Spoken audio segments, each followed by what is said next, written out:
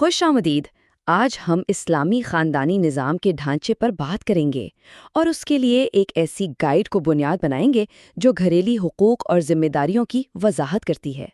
تو چلیے اس موضوع کی گہرائی میں اترتے ہیں اور شروعات اسی طاقتور سوال سے کرتے ہیں جو اس گائیڈ میں اٹھایا گیا ہے، کیونکہ یہی وہ بنیادی مسئلہ ہے جسے یہ پورا ڈھانچہ حل کرنے کی کوشش کرتا ہے۔ اچھا، اس ڈھانچے کو سمجھنے کے لیے سب سے پہلے دو اہم تصورات کے درمیان فرق کو سمجھنا ضروری ہے، یعنی انصاف اور برابری۔ یہ تحریر مطلق صنفی برابری کے نظریے پر سوال اٹھاتی ہے۔ یہ کہتی ہے کہ یہ ہمیشہ ممکن یا منصفانہ نہیں ہوتا، اس کے بجائے یہ صنفی عدالت کا تصور پیش کرتی ہے، جس کا مطلب ہے کہ ہر چیز کو اس کی فطری صلاحیتوں کے مطابق صحیح جگہ پر رکھنا تاکہ خاندان میں ایک ہم آہنگی پیدا ہو۔ یہاں ایک بہت اہم نقطہ یہ ہے کہ ذمہ داریاں بھلے ہی مختلف ہوں، لیکن خاندان کے اندر بنیادی حقوق برابر ہیں، جیسا کہ اس قرآنی آیت میں بالکل واضح طور پر کہا گیا ہے، جو دونوں کے لیے مساوی حقوق کو یقینی بناتی ہے۔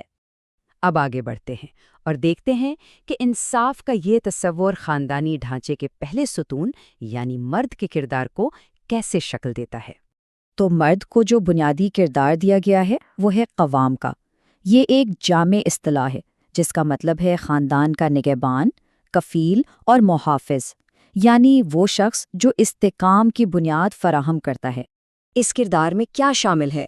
حلال رزق فراہم کرنا، جسمانی اور جذباتی تحفظ کو یقینی بنانا اور اخلاقی و روحانی رہنمائی کرنا، اور خاص طور پر بڑے فیصلوں پر مشاورت پر زور دیا گیا ہے، جو ظاہر کرتا ہے کہ یہ باہمی احترام پر مبنی ایک نظام ہے۔ لیکن اس کردار کا مطلب یہ نہیں کہ اختیارات لامحدود ہیں۔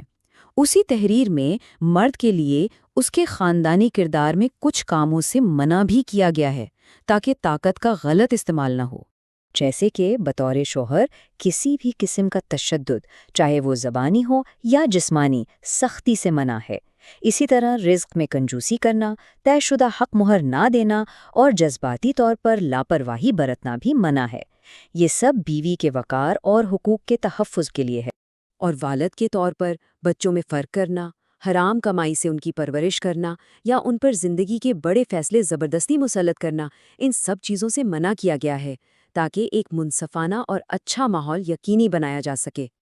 اب اس کے بعد ہم عورت کے لیے بیان کیے گئے کردار کا جائزہ لیں گے، جو مرد کے کردار کو متوازن کرتا ہے اور اتنا ہی اہم ہے۔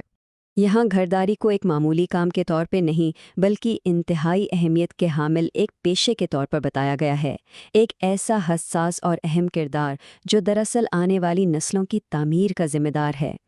تو اس کی کلیدی ذمہ داریوں میں گھر کا انتظام سنبھالنا اور سب سے بڑھ کر بچوں کی پرورش اور اخلاقی تربیت کرنا شامل ہے، جس سے ایک دیندار گھریلو ماحول بنتا ہے جو پورے معاشرے کی بنیاد بنتا ہے۔ اور بالکل مرد کے کردار کی طرح عورت کے لیے بھی کچھ کاموں کو ممنوع قرار دیا گیا ہے تاکہ خاندان میں توازن اور احترام قائم رہے۔ بطور بیوی جائز معاملات میں شوہر کی نافرمانی سے منع کیا گیا ہے، ساتھ ہی خاندانی راز افشا کرنے سے بھی روکا گیا ہے جو اعتماد کو ٹھیس پہنچاتے ہیں، اور شوہر کے رزق پر ناشکری کرنے سے بھی منع کیا گیا ہے تاکہ باہمی احترام کو فروغ ملے۔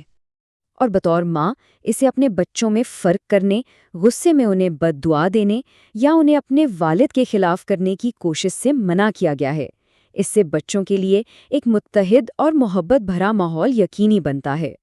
تو سوال یہ پیدا ہوتا ہے کہ اگر یہ ایک مثالی خاکہ ہے تو پھر خاندان ناکام کیوں ہوتے ہیں؟ اس کی کیا وجوہات بیان کی گئی ہیں؟ اور حیرت کی بات یہ ہے کہ اس تحریر کے مطابق خاندانی ٹوٹ پھوٹ کی بنیادی وجہ مشترکہ زندگی گزارنے کے لیے تیاری اور تربیت کی کمی ہے، یعنی لوگ اکثر زندگی کے سب سے اہم سفر پر بغیر کسی تیاری کے نکل پڑتے ہیں۔ دیگر وجوہات میں مالی دباؤ، رشتہ داروں کی بیجا مداخلت، ایک دوسرے کے فرائض سے لاعلمی اور مختلف توقعات کو سنبھالنے میں ناکامی شامل ہے۔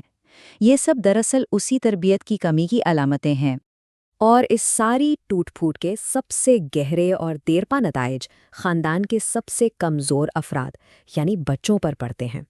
ایسے ماحول میں پلنے والے بچوں میں اکثر خود اعتمادی کی کمی، جذباتی عدم توازن اور پڑھائی میں کمزوری دیکھی جاتی ہے، اور اس سے بھی بڑھ کر وہ عدم تحفظ کا شکار ہو جاتے ہیں اور آگے چل کر صحت مند رشتے بنانے میں بھی انہیں مشکل پیش آتی ہے، جس سے مسائل کا ایک نیا چکر شروع ہو سکتا ہے۔ تو یہاں سب سے اہم نقطہ مردانہ قیادت کی اس نئی تعریف کو سمجھنا ہے کہ اسے کنٹرول کے آلے کے طور پر نہیں بلکہ خدمت اور تحفظ کی ایک ذمہ داری کے طور پر پیش کیا گیا ہے۔ ہم اس تجزیے کا اختتام اسی سوال پر کریں گے کہ کیا کرداروں کے لیے ایک واضح پہلے سے طے شدہ خاکہ جیسا کہ یہاں بیان کیا گیا ہے واقعی خاندانی استحکام کی بنیاد فراہم کرتا ہے اور گھروں کو دہکتے ہوئے جہنم بننے سے روک سکتا ہے؟